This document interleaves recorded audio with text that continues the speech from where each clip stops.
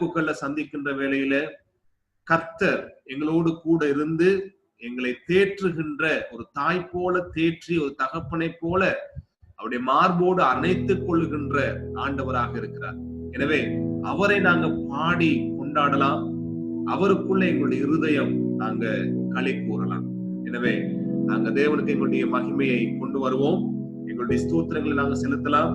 எங்களுடைய கண்களை மூடி நாங்கள் சிறிது நிமிடம் தேவனை நோக்கி பார்ப்போம்.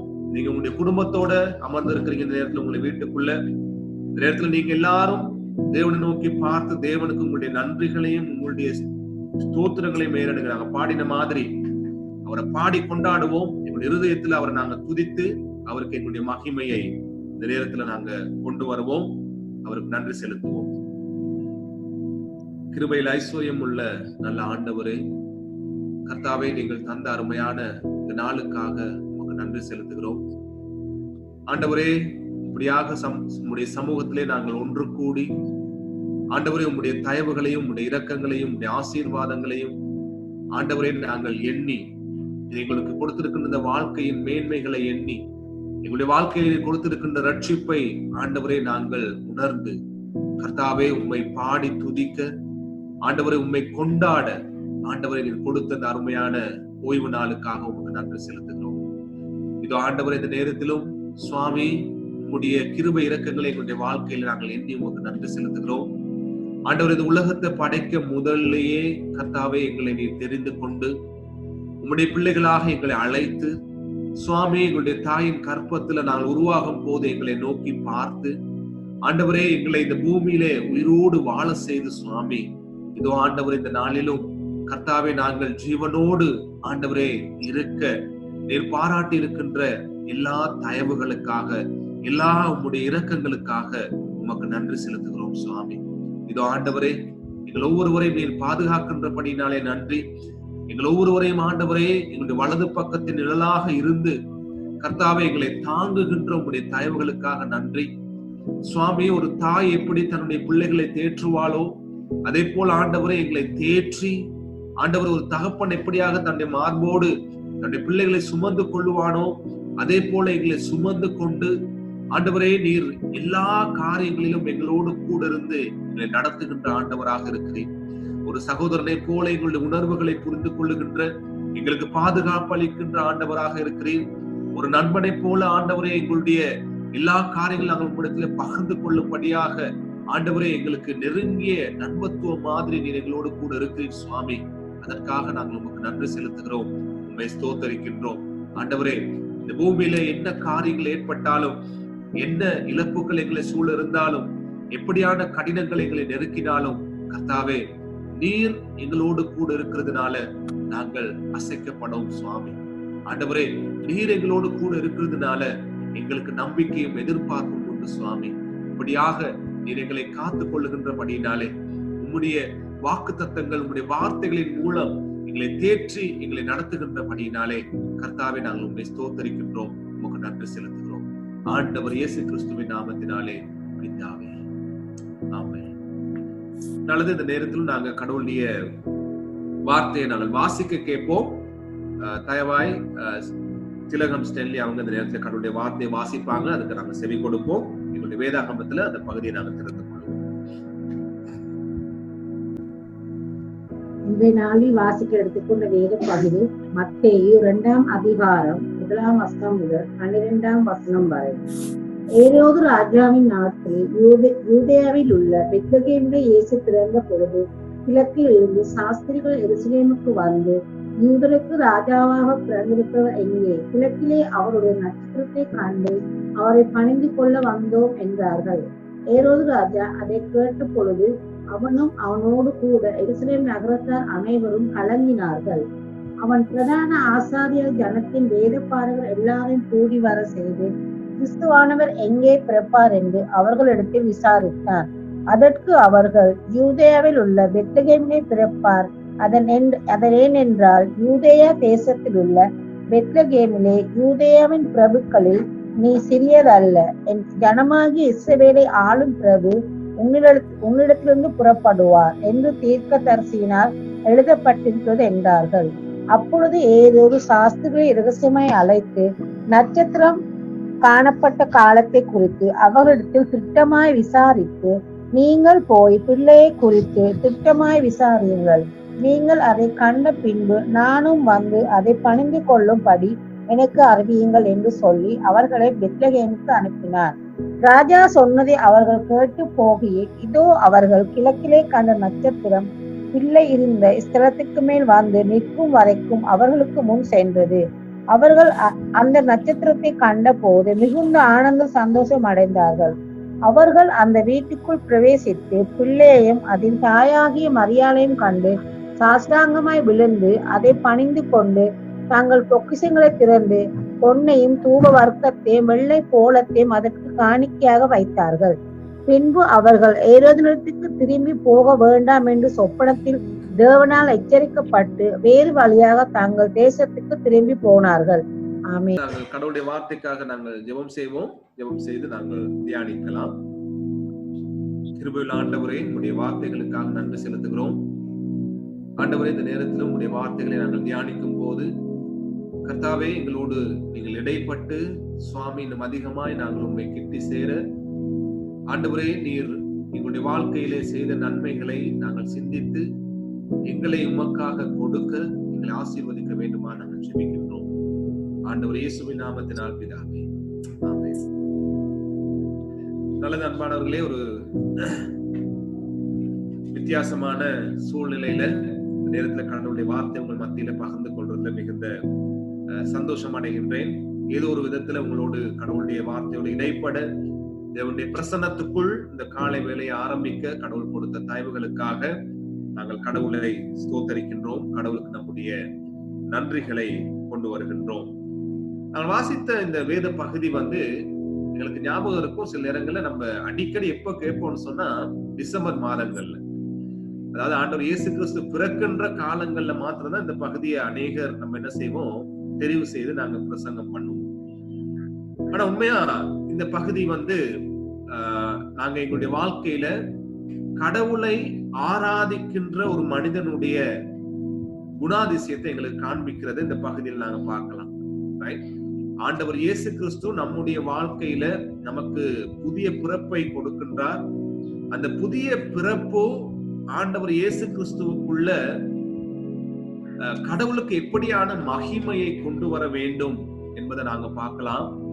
அதே நேரத்துல கடவுள் இயேசு எங்களுடைய வாழ்க்கையில பிறக்கிறார் என்று சொல்லும் போது அவரை நாங்க அனுதினம் அனுபவிப்பதை அது எங்களுடைய வாழ்க்கையில குறிக்கிறது. புதிய வாழ்க்கையில ஆண்டவர் இயேசு கிறிஸ்துவை அனுதினம் ஒரு புதிய உறவுக்குள்ள அவரை நாங்க ருசி பார்ப்பதும் அவரோடு உறவாடுவதையும் அவருடைய ஆசீர்வாதத்தின் பேர்ல நம்முடைய ஆவிக்குரிய வாழ்க்கை மேன்மை அடைவதையும் அது எங்களுக்கு குறிக்கிறத நாங்க பார்க்கலாம். எனவே அன்பானவர்கள், இந்த 2ஆம் அதிகாரத்துல சில காரியங்களை உங்களோடு இந்த காலையில பகிர்ந்து கொள்ள கடவுளுடைய வார்த்தையின் அவருடைய வழிநடத்தலை பெற்றுக் கொண்டிருக்கிறோம். இந்த 2ஆம் அதிகாரத்துல 1ஆம் வசனம் இப்படியாக ஆரம்பிக்கிறது. ஏரோது ராஜாவின் நாட்களில் யூதாவில் உள்ள பெத்லகேமிலே இயேசு பிறந்த பொழுது கிழக்கில் இருந்து சாஸ்திரிகள் எருசலேமுக்கு வந்து, யூதருக்கு ராஜாவாக பிறந்திருக்கிறவர் எங்கே?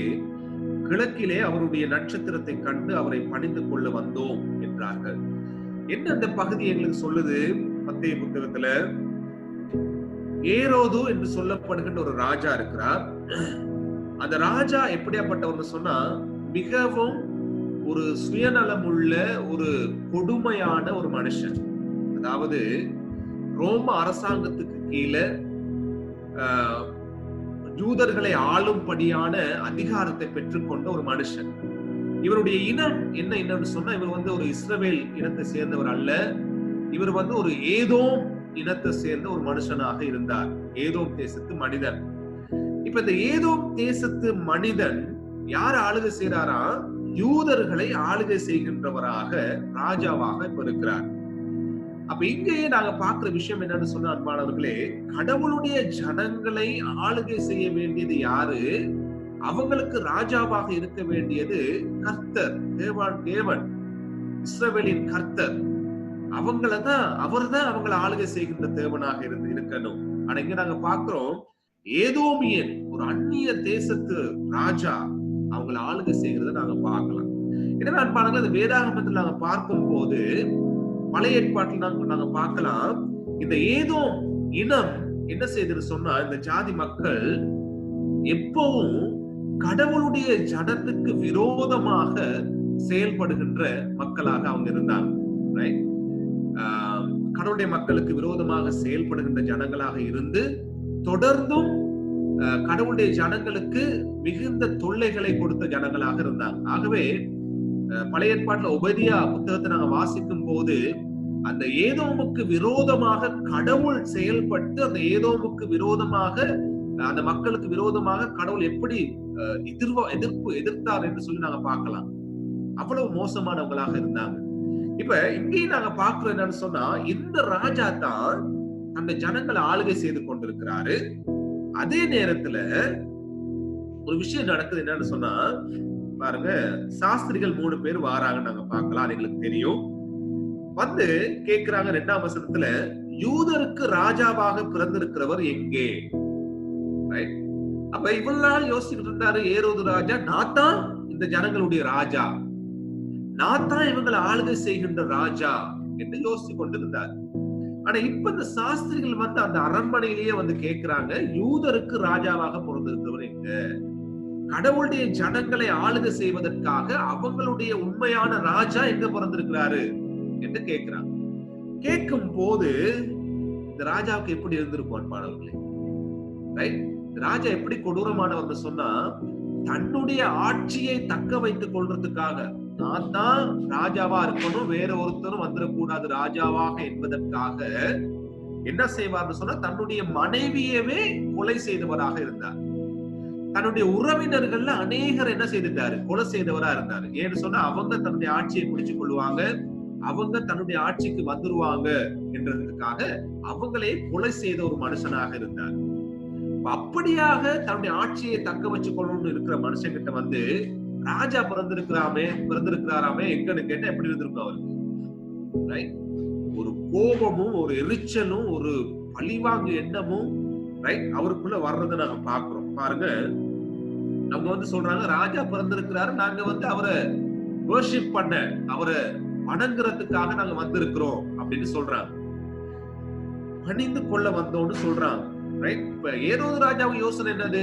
ஒரு அந்நிய தேசத்துல இருந்து கிஃப்ட் எல்லாம் எடுத்துக்கிட்டு ராஜாக்கள் வருகிறார்கள் என்று சொன்னால், அல்லது சாஸ்திரிகள் வாராங்கன்னு சொன்னா, அதுவும் அரண்மனைக்கு வாராங்கன்னு சொன்னா யாருக்கு கிஃப்ட் கொண்டாந்துருக்கான்னு யோசிச்சிருப்பாரு அவரு?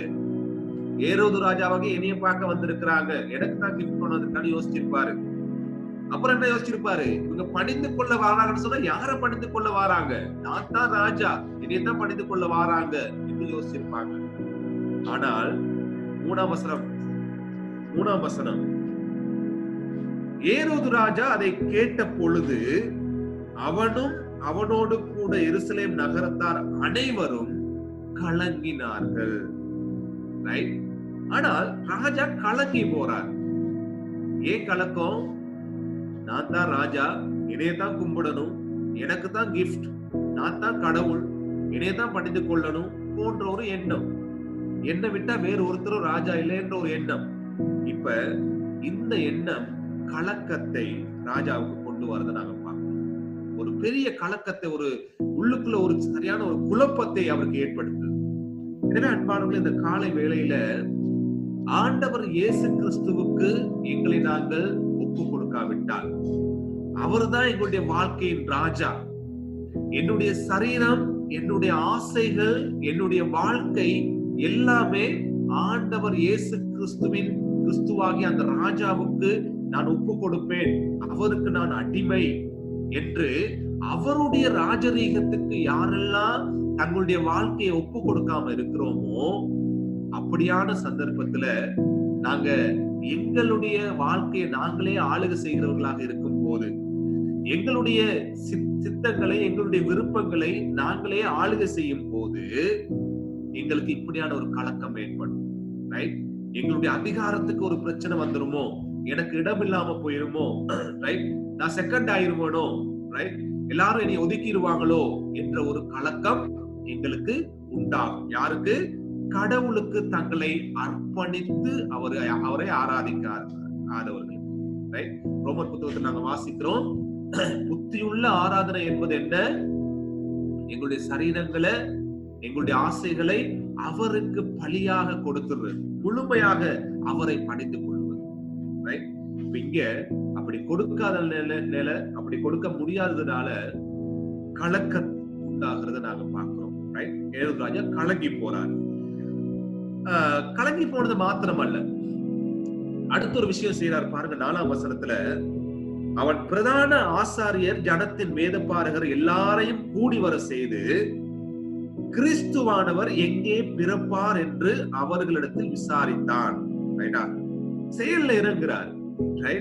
இப்ப ராஜா பிறந்திருக்கிறார், கிறிஸ்து. இவருக்கு ஒரு கலக்கம் உண்டாகுது, உள்ளுக்குள்ள ஒரு பிரச்சனை உண்டாகுது, வாழ்க்கை சமாதானம் இல்லாம போகுது. ஏன்னா தான் தான் ராஜா, நானே கடவுள் என்று நினைக்கிறதுனால அடுத்து என்ன செய்யறாரு? எப்படியாவது இந்த ராஜாவை ஏதாவது செய்திடணும்னு யோசிக்கிறார், தனக்கு விரோதமாக இருக்கிற ராஜாவை. ஆகவே 4ஆம் வசனத்துல என்ன சொல்றாரு? பிரதான ஆசாரியர் இருக்கிறார். யார் இந்த பிரதான ஆசாரியர்கள்? கடவுளுடைய ஆலயத்துல, ஜெப ஆலயங்கள்ல, பழைய ஏற்பாட்டுல இருந்த எருசலேம் ஆலயங்கள்ல கடவுளுடைய ஊழியத்தை செய்யறவங்க, கடவுளுடைய சமூகத்துல பழி செலுத்துகின்ற வேலையை செய்யறவங்க. ஆகவே கடவுளை பத்தி நல்லா தெரியும், கடவுளுடைய வார்த்தைகளை குறித்து நல்லா தெரியும். அதே நேரத்துல பாருங்க, ஜனத்தின் வேத பாரகர்களை கூட்டிட்டு வராங்க. வேதத்தை எழுதி வேதத்தில் உள்ள சத்தியங்களை முழுமையாக தெரிந்து கொண்டவங்க இந்த வேத பாரகர்கள். அவங்களையும் ராஜா கூப்பிடுறாரு. கூப்பிட்டு கேட்கிறாரு, கிறிஸ்துவானவர் எங்கே பிறப்பாரு? அந்த அபிஷேகம் பண்ணப்பட்டவர் எங்க பிறப்பாரு? அவருடைய மனசுக்குள்ள என்ன இருக்குது? வெளிப்படையாக அபிஷேகம் பண்ணப்பட்டவர் எங்க பிறப்பாருன்னு கேட்கிறாரு. அதே நேரத்தில் இவருடைய மனசுக்குள்ள என்ன இருக்குது? எனக்கு விரோதமாக பிறந்திருக்கிற அந்த ராஜா எங்க வந்திருக்கிறாரு, எங்க பிறப்பாரு?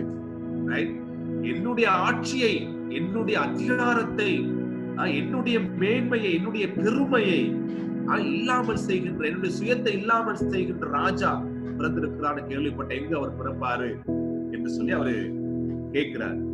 கேட்கும் போது அன்பானவர்களே, 5ஆம் வசனத்துல பாருங்க, அவங்க தெளிவா சொல்லி கொடுக்கிறாங்க. யாரு? ஆசாரியர்களும் வேத பாரகர்களும். சும்மா ஒரு வேத படிப்பு மாதிரி அழகா சொல்லி கொடுக்கிறார். என்னது? யூதேயாவில் உள்ள பெத்லெஹேமிலே பிறப்பார். அது ஏனென்றால் யூதேயா தேசத்தில் உள்ள பெத்லெஹேமே, யூதாவின் பிரபுக்களில் நீ சிறியதல்ல. என் ஜனமாகிய இஸ்ரவேலை ஆளும் பிரபு உன்னிடத்திலிருந்து புறப்படுவார் என்று தீர்க்கதரிசியினால் எழுதப்பட்டிருக்கிறது என்றார்கள். இந்த வசனம் பழைய ஏற்பாட்டுல மீகா 5ஆம் அதிகாரம் 2ஆம் வசனத்துல இந்த தீர்க்க தரிசனம் சொல்லப்பட்டிருக்கு. அப்ப இந்த தீர்க்க தரிசனத்தை ராஜாவுக்கு சொல்லி கொடுக்கிறாங்க. ஆமா, பெத்லெஹேம்ல பிறப்பாரு என்று பழைய ஏற்பாட்டுல தீர்க்கதரிசிகள் சொல்லி இருக்கிறாங்க. அந்த ராஜா இஸ்ரவேலை ஆளும் ராஜாவாக, பிரபுவாக அவர் வருவாரு என்று சொல்லி, யூதேயாவில இருந்து வருவார் என்று சொல்லி தீர்க்கதரிசியினால சொல்லப்பட்டிருக்குன்னு சொல்லி தெளிவா படிச்சு கொடுக்கிறாங்க. இந்த இடத்துல நாங்க பார்க்கிற அடுத்த விஷயம் என்னன்னு சொன்னா, வேதபாரகருக்கும் ஆசாரியருக்கும் நல்லா தெரியுது கிறிஸ்து எங்க பிறப்பாரு, எப்படி பிறப்பாரு. அவங்க தெளிவா சொல்றாங்க, என்னது? ராஜாவா பிறப்பாரு, பிரபுவாக பிறப்பாரு, இஸ்ரவேலை ஆளுகின்றவர் அவரு என்ற காரியங்களை படிச்சு வச்சிருக்கிறாங்க. இவங்களை விட்டா வேதத்தை அறிஞ்ச யாரும் அந்த காலத்துல இருந்திருக்க மாட்டாங்க. அவ்வளவு வேதத்தை கரைத்து குடித்த நபர்கள். கிறிஸ்து பிறப்பாரு, அவர் பிரபுவாக, ராஜாவாக வருவார்னு சொல்லி எல்லாம் அறிஞ்சு வச்சிருக்கிறாங்க. ஆனால் கிறிஸ்து பிறந்துட்டாரு. பிறந்தத அந்நிய தேசத்துல இருந்து சாஸ்திரிகள் 3 பேர் கேட்கும் அந்த நேரம் வரைக்கும் இந்த ஆசாரியர்களுக்கும் வேத பாரகர்களுக்கும் தெரியல கிறிஸ்து பிறந்ததை குறித்து. என்னத்தை நாங்க பாக்குறோம்? வேத வசனம் எல்லாம் நல்லா தெரியும். ஆண்டவர் யாரு, அவர் எப்படியாப்பட்டவர், இந்த வசனம் எங்க இருக்குது, அந்த வசனம் எங்க இருக்குது, பைபிள்னா என்ன, கடவுள்னா யாரு, அப்படிலாம் நல்லா தெரியும். ஆனா கடவுளோடு நெருங்கிய உறவு இல்லாத தன்மையை நாங்க பார்க்கிறோம். சரியா? அப்ப பைபிள் நாலேஜ் இருக்குது, ஆனால் கடவுளோட நெருங்கிய உறவு இல்லாத ஒரு தன்மையை இந்த ஆசாரியர்கள்கிட்டையும் வேத பாரகர்கள்கிட்டையும் நாங்க பார்க்கக்கூடியதாக இருக்கிறது. சில நேரம் அன்பானவர்களே, முதலாவது நாங்க பார்த்தோம், எங்களுடைய சுயத்தை விட்டு கொடுக்காம நான் தான் ராஜாவா இருப்போம்னு சொன்னா கடவுளுடைய ஆளுகைக்கு எங்களுடைய வாழ்க்கையை நாங்க ஒப்பு கொடுக்காட்டி ஒரு கலக்கம் உண்டாகும். இங்க நாங்க பாக்குறோம், வேத அறிவு நமக்கு நிறைய இருந்தாலும் கடவுளோடு நம்ம நெருங்கிய உறவுல இல்லாட்டி, நெருங்கிய உறவுன்னு சொன்னா என்னது, அவருடைய வார்த்தைக்கு செவி கொடுக்கிறதும், அவருடைய விருப்பம் என்னவென்பதை அனுதினம் உணர்ந்து கொள்வதற்காக அவரை கிட்டி சேர்வதும், அவருடைய விருப்பம் என்னவோ அதுதான் என்னுடைய விருப்பம், அவருடைய வெறுப்பு என்னவோ அதுதான் என்னுடைய வெறுப்பு என்று சொல்லி முழுமையாக என்னை விட்டு கொடுத்து அவரை நம்பி விசுவாசித்து என்னுடைய வாழ்க்கையில் எல்லா காரியங்களும் அவருக்கு முதலிடம் கொடுத்து வாழுகின்ற ஒரு வாழ்க்கை, நெருங்கிய உறவு, அவரோடு இருக்கிற உறவு. ஆனா பைபிள் தெரியும், வசனம் தெரியும், ஆனா உறவு இல்லாத ஒரு தன்மையை நாங்க பார்க்கிறோம். இன்னைக்கு அநேக கிறிஸ்தவர்களாகி நம்மிடத்துல இந்த காரியம் காணப்படுது. ரைட்? நிறைய வேத வசனங்களை அறிஞ்சு வச்சிருப்போம், ஆனால் கடவுளோடு நெருங்கிய உறவு இல்லாத ஒரு தன்மையை, அவருக்கு கீழ்ப்படியாத ஒரு தன்மையை நாங்க பார்க்கலாம். ரைட்? அடுத்த விஷயம் இப்பெல்லாம் சொல்லி முடிச்சோட பாருங்க, 7ஆம் வசனத்துல ஏரோது சாஸ்திரிகளை ரகசியமாக அழைத்து நட்சத்திரம் காணப்பட்ட காலத்தை குறித்து அவர்களிடத்தில் திட்டமாய் விசாரித்து, நீங்கள் போய் பிள்ளையை குறித்து திட்டமாய் விசாரியுங்கள், நீங்கள் அதை கண்ட பின்பு நானும் வந்து அதை பணிந்து கொள்ளும்படி எனக்கு அறிவியுங்கள் என்று சொல்லி அவர்களை பெத்லெகேமுக்கு அனுப்பினார். ஏரோதுராஜ் என்ன செய்யறாரு? படிக்கிறாரு, கடவுளுடைய வசனத்தை படிக்கிறார். யாருக்கிட்ட இருந்து? ஆசாரியர்கிட்டையும் வேதபாரர்கிட்டையும் படிச்சு தெரிஞ்சு கொள்றார். கிறிஸ்து யாரு, எங்க பிறப்பார் எல்லாம் தெரிஞ்சு கொள்றார்.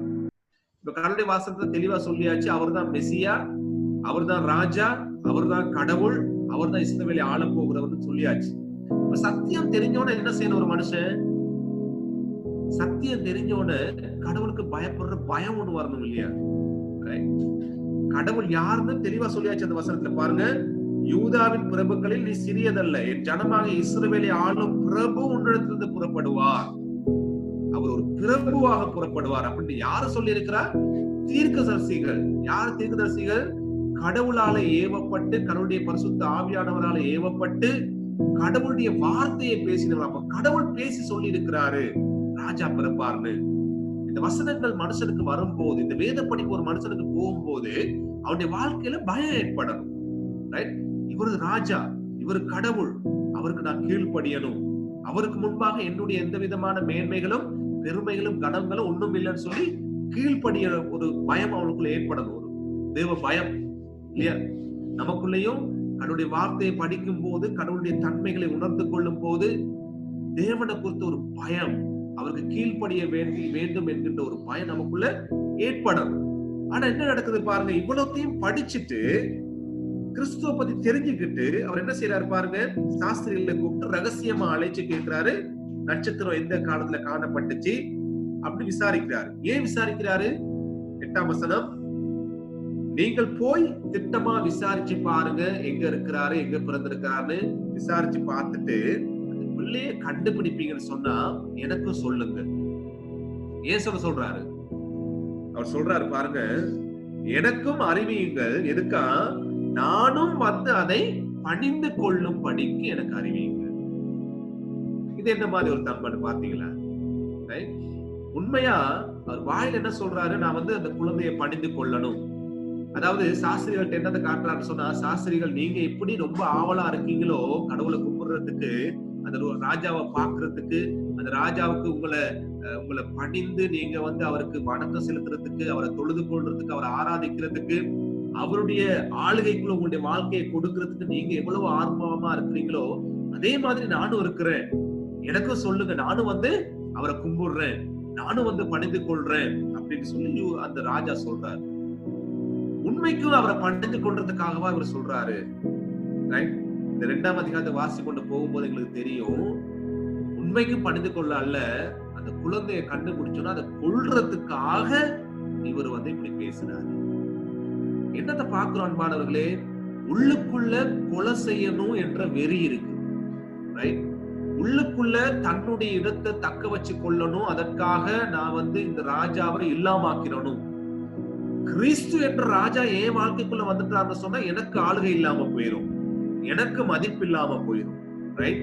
நான் வந்து எல்லாமே அவருடைய விருப்பத்துக்காக செயல்படணும். ஆகவே அவரை எப்படியாவது இல்லாம ஆக்கணும்.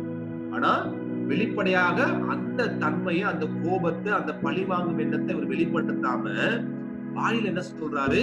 நானும் அவரை ஆராதிக்கணும், நானும் அவரை கும்பிடணும், நானும் என் வாழ்க்கையை பாருங்க பணிந்து கொள்ளணும்னு சொல்லும் போது நானும் என் வாழ்க்கையை அவருக்கு அர்ப்பணிக்கணும் அப்படின்னு வெளியில பக்தியை வெளிப்படுத்துறாரு. இந்த காரிய அன்பாளர்கள் நம்முடைய வாழ்க்கையை படம் பிடிச்சு காட்டுறதை நாங்க பார்க்கலாம். எத்தனை பேர் நாங்க உள்ளுக்குள்ள கொலை வெறியெல்லாம் வச்சிருக்கிறோம். உள்ளுக்குள்ள ஒருவருக்கு ஒருவர் பொறாமை, உள்ளுக்குள்ள சகோதரர்களுக்கு இடையில சண்டை, உள்ளுக்குள்ள பொய்யும் குரோதமும், உள்ளுக்குள்ள பழிவாங்கும் எண்ணங்களும் வைராக்கியங்களும் கசப்பும். திருச்சபையில ஒரு சகோதரோட சகோதரா இருக்கலாம், அல்லது எங்களுடைய குடும்பத்திலயா இருக்கலாம். நாங்க சந்தோஷமான உறவுகள்ல இல்ல. சில இடங்கள்ல சொல்லுவோம் இல்லையா, நீ செத்த சாவுக்கும் நான் வரமாட்டேன், அப்படி வைராக்கியம் வச்சிருப்போம். மக்களோட எங்களுடைய சகோதர உறவுகளோட அன்பை பகிர்ந்து கொள்றது கிடையாது. அப்படியான காரியங்களை எங்க இருதயத்துல வச்சுக்கொண்டு நாங்க என்ன செய்யறோம்? கடவுளுக்கு முன்பாக வச்சு ஆண்டவரே உண்மை நான் துதிக்கிறேன்னு சொல்றோம். ஆண்டவரே நீதான் எங்க ராஜான்னு சொல்றோம். ஆண்டவரே உங்களை நான் பணிந்து கொள்ற சுவாமி, ஆண்டவரே உங்களுக்கு நான் என்ன அர்ப்பணிக்கிறேன், உங்களுக்கு ஆராதனை செலுத்துறேன் சொல்லி வெளிப்படையான ஊழியத்தை நம்ம செய்துக்கிட்டு இருக்கோம் இல்லையா? இது எப்படியாப்பட்டது சொன்ன அன்பானவர்களே, பாருங்க 1 யோவான் 4ஆம் அதிகாரத்துல 20ஆம் வசனத்தை உங்களுக்காக வாசிக்கிறேன். தேவனிடத்தில் அன்பு கூறுகிறேன் என்று ஒருவன் சொல்லியும் தன் சகோதரனை பகைத்தால் அவன் பொய்யன். தான் கண்ட சகோதரனிடத்தில் அன்பு கூறாமல் இருக்கிறவன் தான் காணாத தேவனிடத்தில் எப்படி அன்பு கூறுவான்? தேவனிடத்தில் அன்பு கூறுகிறவன் தன் சகோதரனிடத்தில் அன்பு கூற வேண்டும் என்கின்ற இந்த கற்பனையை அவராலே பெற்றுக் கொண்டோம். இன்னைக்கு இந்த வார்த்தை நம்முடைய வாழ்க்கையில மெய்யாக இருக்குது, உண்மையா இருக்குது. ஏன்னு சொன்னார் மாணவர்களே, கண்ட சகோதரனை அன்பு செலுத்த மாட்டேங்கிறோம். கண்ட சகோதரன், அதாவது நாங்க காணக்கூடிய, நம்ம உணரக்கூடிய, நம்ம பக்கத்துல நம்மோடு பேசக்கூடிய, நம்மோடு கூட இருந்து எப்போதும் சந்திக்கிற சகோதரனோடு நம்ம அன்பை பகிர்ந்து கொள்ள மாட்டேங்கிறோம். அவனோட நாங்க பகைகளை வளர்த்துக் கொள்கிறோம், பிரச்சனைகளை வளர்த்துக் கொள்றோம், எப்பொழுதும் நாங்க சண்டைகளையும் குரோதங்களையும் வளர்த்துக் கொள்றோம். ஆனா கடவுளை மட்டும் என்ன செய்யறோமா? அன்பு செலுத்துறோம், காணிக்கை செலுத்துறோம், ஆராதனைக்கு நேரத்துக்கு வாரோம், ஆராதனையில கடவுளை துதிக்கிறோம், போற்றோம், எல்லா காரியங்களும் அர்ப்பணிப்போட செய்யறோம், நல்லது. ஆனா கடவுளுடைய வசனம் என்ன சொல்லுது? கடவுளை காணாத கடவுள், அதாவது நேரடியாக அவரை பார்க்க முடியாது, உணர மட்டும்தான் முடியும். அப்படியான கடவுளுக்கு நீ அன்பு செலுத்துறேன்னு சொல்லிட்டு உன்னுடைய சகோதரனை பகைப்பின்னு சொன்னா இது ஒரு போலியான ஆராதனை. வேறொரு ராஜா போலியான ஒரு ஆராதனை தான் வெளிப்படுத்துறாரு. உள்ளுக்குள்ள கொலை வெறி, உள்ளுக்குள்ள வஞ்சனை, உள்ளுக்குள்ள சுயநலம், தன்னுடைய இடம் போயிடக்கூடாது என்ற ஒரு காரியத்தை வைத்துக் கொண்டு அந்த குழந்தையை கண்டுபிடிச்சு அதை கொல்றதுக்கான சிந்தனையை வைத்துக் கொண்டு வெளிப்படையாக சொல்றாரு, நான் நமஸ்கரிக்கணும், நான் அவரை போற்றணும், நான் அவருக்கு என்னுடைய மகிமையை கொண்டு வரணும்னு சொல்லி வெளிப்படையாக சொல்றாரு. எவ்வளவு ஒரு மோசமான விஷயம்னு பாத்தீங்களா? இன்னைக்கு நானும் நீங்களும் அநேக நேரங்கள் அன்பானவர்களே ஆண்டவர் இயேசு கிறிஸ்துவை கொலை செய்கிறவர்களாக நாங்க இருக்கிறோம். எபிரேயர் புத்தகத்தை சொல்ற மாதிரி மீண்டும் மீண்டும் ஆண்டவரை, தேவனுடைய குமாரனை சிலுவையில் அறையிற மாதிரி நாங்க செயல்பட்டு இருக்கிறோம். யாரு? கிறிஸ்தவர்கள். எப்படி செயல்படுறோம்? குரோதங்களையும், எரிச்சல்களையும், பிரிவினைகளையும், மோசமான அசுத்தங்களையும், காம விகாரங்களையும், இச்சைத்தனங்களையும் நாங்க நடப்பித்துக் கொண்டு, இவனுடைய அன்பை சரியான விதத்திலே குடும்பத்திலே கணவன் மனைவியாக பகிர்ந்து கொள்ளாம, பிள்ளைகளோடு பகிர்ந்து கொள்ளாம, அயலகத்தோடு பகிர்ந்து கொள்ளாம, அங்க சண்டையும் சச்சரவையும் தூஷணைகளையும் பேசிட்டு கடவுளுடைய சமூகத்துல மாத்திரம் ஆண்டவரே உமக்கு ஸ்தோத்திரம்னு சொல்றோம். கடவுளுடைய சமூகத்துல மாத்திரம் ஆண்டவரை பலி செலுத்துற சுவாமின்னு காணிக்கை செலுத்துறோம். எவ்வளவு ஒரு மோசமான விஷயம்னு பாத்தீங்களா? நமக்குள்ள எத்தனை ஏரோது ராஜ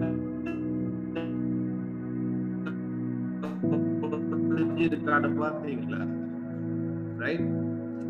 பாருங்க, அதிகாரம்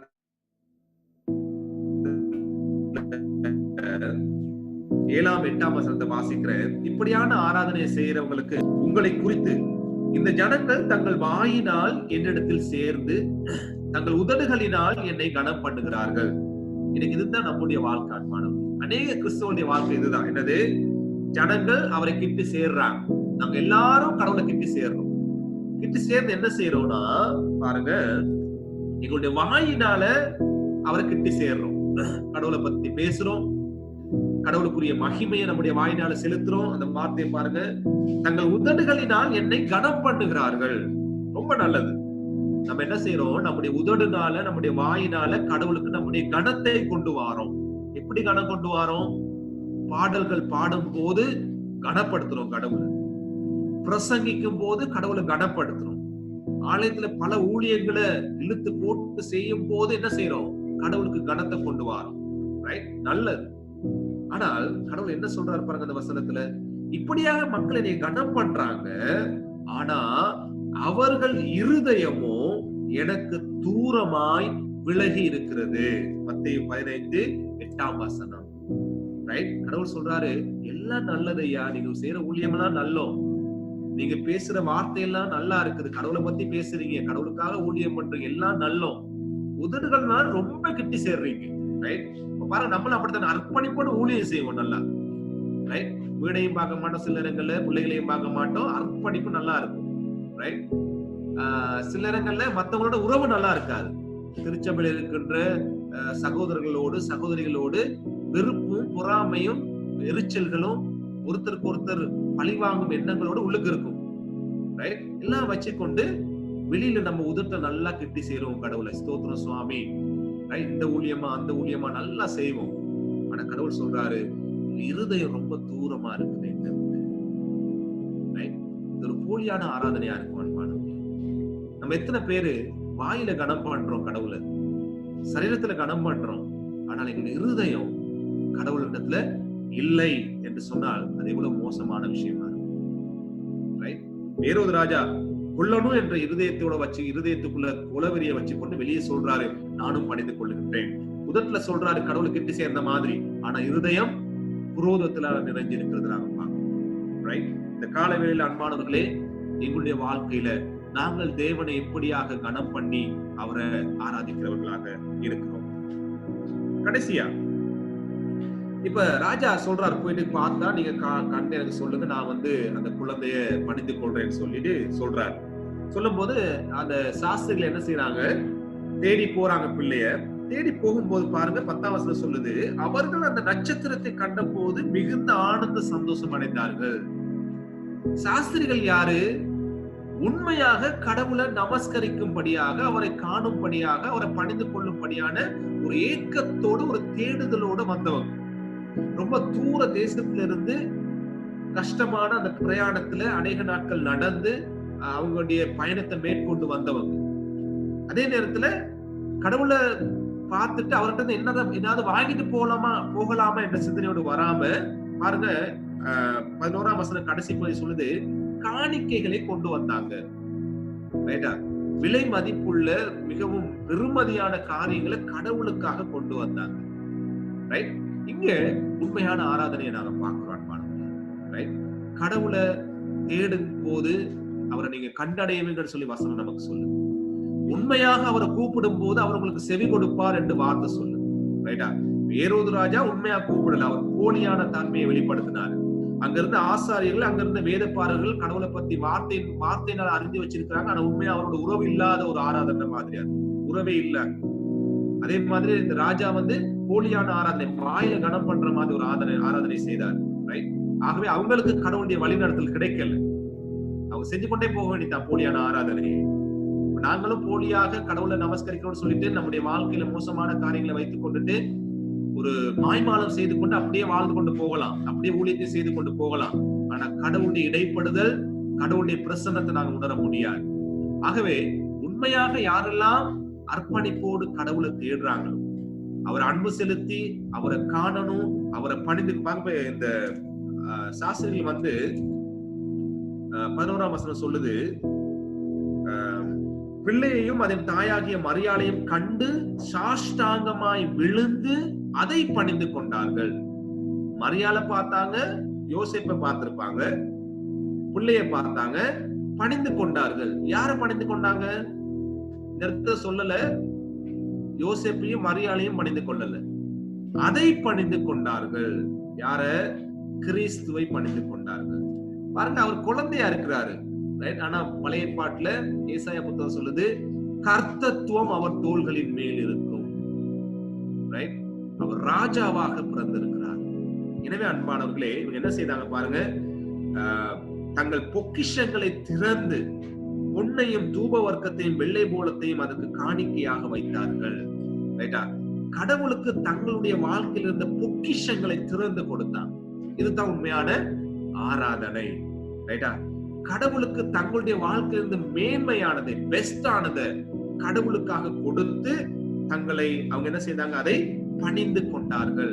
அதற்கு முன்பாக அந்த குழந்தைக்கு முன்பாக தங்களை சாஷ்டாங்கமாக விழுந்தாங்க, அப்படியே தங்களை ஒப்பு கொடுத்தாங்க அந்த ராஜாவுக்கு முன்பாக. எனவே அன்பானவர்களே, நம்முடைய வாழ்க்கையில் இருக்கின்ற இந்த பொக்கிஷத்தை, மேன்மையான காரியங்களை, எங்களுக்கு இருக்கின்ற முதலிடமான காரியங்களை யாருக்கு கொடுக்கிறோம்? இந்த கால வேளையில கிறிஸ்தவர்களாக யாருக்காக அதை நாங்க வச்சிருக்கிறோம்? என்னுடைய இருதயம் யாருக்காக ஏங்குது? என்னுடைய வாழ்க்கையில் இருக்கின்ற முக்கியமான காரியங்களை யாருக்காக நாங்க கொடுக்கிறதுக்கு ஆயத்தமாக இருக்கிறோம்? இவங்க பொக்கிஷங்களை திறந்து அதை தேவனுக்குள்ள கொடுத்து நம்முடைய வாழ்க்கைய அப்படியே ஒப்பு கொடுத்தாங்க. அன்பானவர்களே, கிறிஸ்து தான் நம்முடைய ராஜா. அந்த காலத்துல ராஜாவை பார்க்க போகும்போது ராஜா பரிசு கொடுக்க மாட்டாரு, ராஜாவுக்கு பரிசு கொண்டு போவாங்க. ராஜாவுக்கு தங்களுக்கு இருக்கிற பொக்கிஷமான காரியங்களை கொண்டு போவாங்க. அது என்ன காரணம் சொன்னா, அது ராஜாவை மதிக்கிறது அதை காட்டுது, ராஜாவை மேன்மைப்படுத்துறது அதை காட்டுது. ராஜா ரொம்ப பெரியவர், அவருக்கு எல்லாமே இருக்குது, அவருக்கு நாங்க கொடுக்க வேண்டிய அவசியம் இல்லை.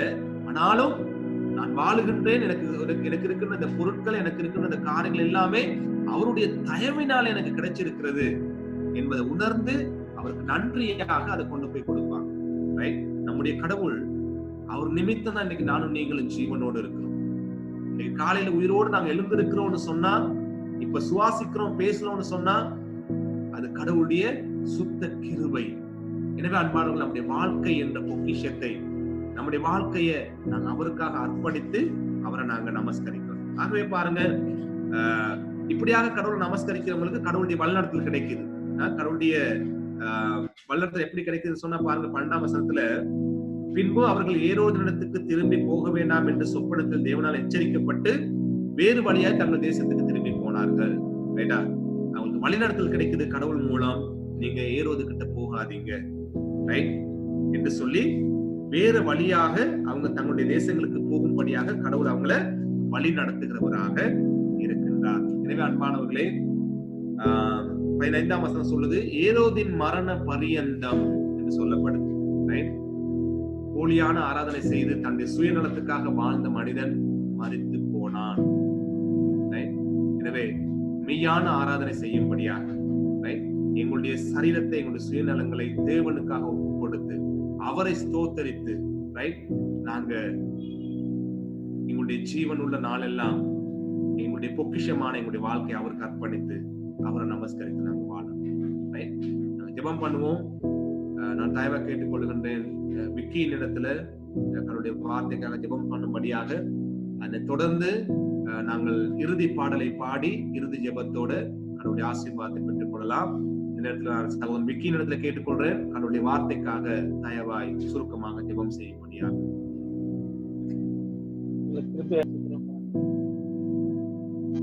ஆண்டவரே, எல்லா காரியமும் மூடப்பட்டு இருந்தாலும் ஆண்டவரே, ஆண்டவரே எல்லாமே லாக்டவுன் ஆகி ஆண்டவரே எந்த பக்கத்திலும் வழி இல்லாத வார்த்தை கேட்கக்கூடிய உங்களுடைய ஜனமாக உங்களுடைய வல்லுநர்களை நாங்கள் பெற்றுக் கொண்டவர்களாக இன்றைய நாளிலும் வார்த்தையோடு எழுப்பட்ட கர்த்தாவே, வாழ்விலே நீ செய்ததான ஆசீர்வாதங்களுக்காக நன்றி ஆண்டவரே. இன்றைய நாளிலும் உங்களுடைய வார்த்தை எங்களை பலப்படுத்துவது சுவாமி, அதற்காக நன்றி செலுத்துகிறோம் கர்த்தாவே. அன்றைய இயேசு கிறிஸ்துவின் அந்த பிறப்பிலே இருந்த அந்த ரகசியங்களை சுவாமி அந்நாட்களிலே நீர் வந்து வெளிப்படுத்தினீர் சுவாமி. அதே போல சுவாமி இன்றைய நாளிலும் ஆண்டவரை உங்களுடைய வார்த்தையினூடாக எங்களோடு பேசின கிருபைக்காக நன்றி. வாழ்வில் ரகசியங்களை வெளிப்படுத்தின கிருபைக்காக நன்றி செலுத்துகிறோம். எங்களுக்கு வருகிறதான ஆசீர்வாதங்கள் அது உம்மிடத்திலிருந்து வருகிறது என்பதை நான் உணர்ந்தவர்களாக இன்றைய நாளிலும் நன்றி செலுத்துகிறோம். ஆண்டவரே, வார்த்தைக்காக நன்றி செலுத்துகிறோம். வார்த்தையை கொடுத்த அடியானை ஆண்டவரே இன்னும் அதிகமான சக்திகளோடு பேச தேவன் கொடுத்தான சாக்கியத்துக்காக நன்றி செலுத்துகிறோம். என் கருத்தில் கூட இருந்து வழிநடத்துகிறாக சுவாமி. எல்லா விதமான ஆசீர்வாதங்களோடாக நீ வழிநடத்தும்படியாக இயேசுவின் வல்லமுள்ள நாமத்திலே ஆமென்.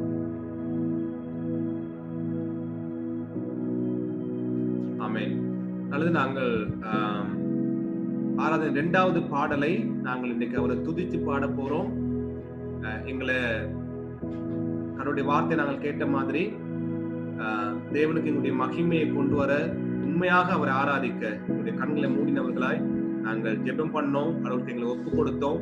இப்ப நாங்கள் தேவனுடைய வார்த்தைக்காக நாங்கள் நன்றி செலுத்தினோம். இப்பொழுதும் கூட நாங்கள் கடவுளுடைய வார்த்தைக்காக நன்றி செலுத்தின அதே நேரத்துல கடவுளுடைய மகிமைகளை அவருடைய மேன்மைகளை எண்ணி நாங்கள் பாடும் போது உள்ளான ரீதியில இருதயபூர்வமாக நாங்கள் கடவுளுக்கு நன்றி செலுத்தி கடவுளுக்கு எங்களுடைய மகிமையை கொண்டு வருவோம். இந்த பாடலை பாடி சந்தோஷமா பாடி அவரை பாடி நாங்கள் கொண்டாடுவோம். நல்லது.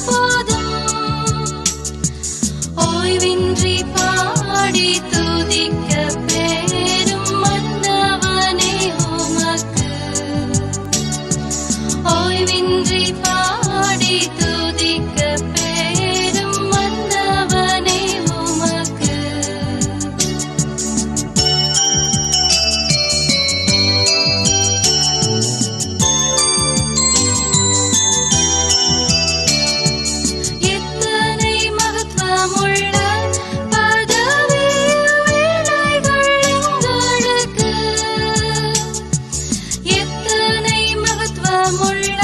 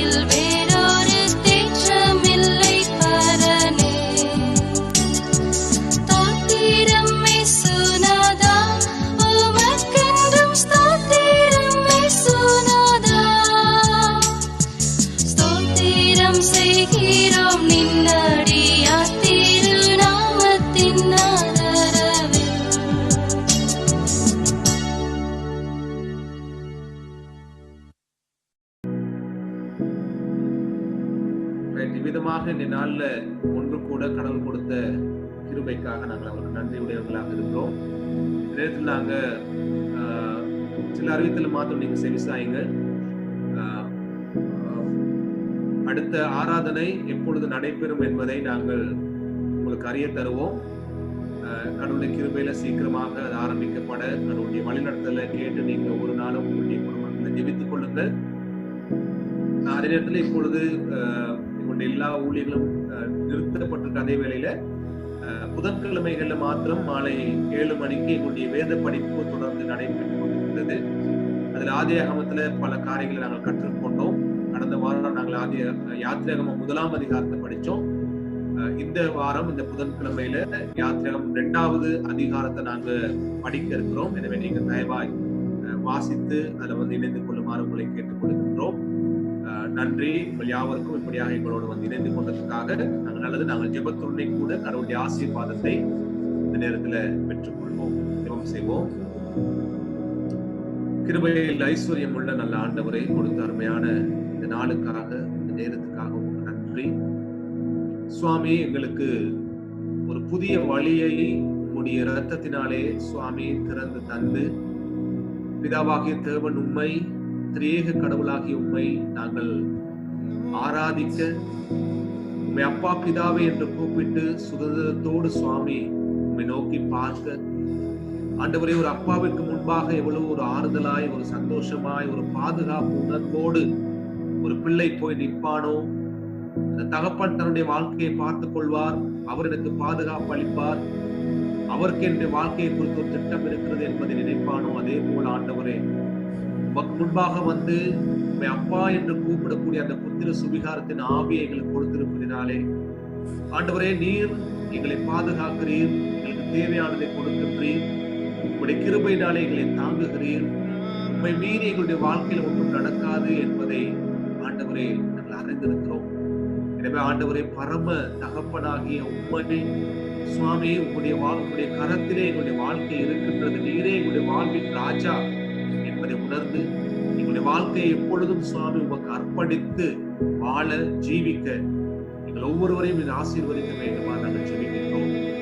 ஆண்டவரே இலங்கை தேசத்திலே சுவாமி மீண்டுமாக இந்த கொரோனா அச்சம் அதிகரித்திருக்கின்ற காலத்திலும் சுவாமி நீர்தாமே உங்களுடைய பாதுகாப்பையும் பராமரிப்பையும் நம்முடைய நாட்டுக்குள்ளே கொடுத்து ஆண்டவரை முதல் தடவை போல சீக்கிரமாக இந்த தடவையும் ஆண்டவரை இந்த அச்சுறுத்தல் இந்த பயங்கரம் நாட்டிலிருந்து இல்லாமல் போக குறைவடைய நீர்தாமை கிருபை பாராட்ட வேண்டுமாறு நாங்கள் ஜெபிக்கின்றோம். சுவாமி நம்முடைய பிள்ளைகள் ஒவ்வொருவரையும் உங்களுடைய கரத்திலே தருகிறோம். பிள்ளைகளுக்கு தேவையான உங்களுடைய பாதுகாப்பை தாருங்கள். அவர்கள் ஆண்டவர் இந்த காலங்களிலே எங்கேயும் வெளியில பயணங்கள் போகாத படிக்க நம்முடைய வீடுகளில் இருந்து நம்முடைய கல்வி நடவடிக்கைகளை மேற்கொள்ளவும் ஆண்டவரை பாதுகாப்பாய் குடும்பத்தில் இருக்கவும் தேவையான வழிநடத்தலை தாருங்கள். அதே போல ஆண்டவரே குடும்பத்திலிருந்து வேலைகளுக்கு போகின்ற ஆண் பெண்களை உங்களுடைய கரத்திலே நாங்கள் தருகிறோம். ஆண்டவரே அவர்களும் சுவாமி ஆண்டவரே நாங்கள் போகின்ற இடங்களில் இப்படியான ஆபத்துகள் வைரசுகள் உண்டு என்பதை உணர்ந்து தங்களை காத்து கொண்டு சுவாமி அரசாங்க கட்டளைக்கு இணங்க கர்த்தாவே அவர்கள் தங்களை சுத்திகரித்துக் கொள்ளவும் இடைவெளியை பேணவும் அதே போல முகக்கவசம் அணிந்து கொண்டு ஆண்டவரே தன்னுடைய கடமைகளை ஆண்டவரை சரியான முறையில் நிறைவேற்றி அதன் மூலம் சுவாமி தன்னுடைய நாட்டுக்கும் தன்னுடைய குடும்பத்துக்கும் ஒரு பாதுகாப்பை கொண்டு வந்து தரத்தக்கதாக அவர்களை ஆசீர்வதியுங்கள். எனவே வெளியில செல்லும் போது சுவாமி ஞானத்தோடு அவர்கள் நடந்து கொள்ள நீர்தாமை கிருபை பாராட்டுங்கள். அதே போல தங்களுடைய வீடுகளுக்கு திரும்பி வரும்போது கூட ஆண்டவரை சரியான முறையிலே தங்களை சுத்திகரித்துக் கொண்டு தன்னுடைய குடும்பத்துக்கு எந்த விதமான ஆபத்துகளையும் ஆண்டவரே ஏற்பட்டுவிடக் கூடாது என்ற நோக்கத்தோடு செயல்பட கர்த்தாவே நீர் கிருபை தர வேண்டுமாறு நாங்கள் ஜெபிக்கின்றோம். ஆண்டவரே எங்கள் ஒவ்வொருவரையும் உங்களுடைய கரத்திலே தருகிறோம். இது ஆண்டவரே எங்களுடைய வீடுகளில் இருந்து ஆண்டவரே ஒவ்வொரு பிரதேசங்களில் இருந்து சுவாமி வெளிநாடுகளில் இருந்து கூட இப்படியாக பங்கு கொள்ள நீர் பாராட்டின தயவுக்காக நன்றி. ஆண்டவரே எங்கள் ஒவ்வொருவரையும் ஆசீர்வதியுங்கள். அதிகமாய் உம்மை கிட்டி சேர்ந்து உம்மை மெய்யாக ஆராதிப்பதினாலே இருக்கின்ற அந்த சந்தோஷத்தை அனுபவிக்கின்ற ஜனங்களாய் எங்களை ஆசீர்வதிக்க வேண்டுமாறு நாங்கள் ஜெபிக்கின்றோம். கர்த்தாவே எங்கள் ஒவ்வொருவரோடு கூட இருங்கள், எங்களை பாதுகாத்து வழி நடத்துங்கள். இயேசுவின் நாமத்தினால் எங்களுடைய ஜெபங்களை உமக்கே ஏறெடுக்கிறோம் பிதாவே, ஆமென். கடவுளுடைய ஆசீர்வாதத்தை நாங்கள் பெற்றுக்கொள்வோம். பிதாவாகிய தேவனுடைய அன்பும் கர்த்தராகிய இயேசு கிறிஸ்துவின் கிருபையும் பரிசுத்த ஆவியானவரின் அந்யோன்ய ஐக்கியமும் நம் அனைவரோடும் என்றென்றைக்கும் தங்கி இருக்க கடவுது. ஆமென். God bless you. எல்லாருக்கும் எங்களுடைய நன்றிகள். கடவுள் உங்களை ஆசீர்வதிப்பாராக. எனவே பாதுகாப்பாக இருங்கள். கடவுள் உங்களை ஆசீர்வதித்து வழிநடத்துவாராக. நன்றி. அடுத்த வாரம் சந்திக்கலாம்.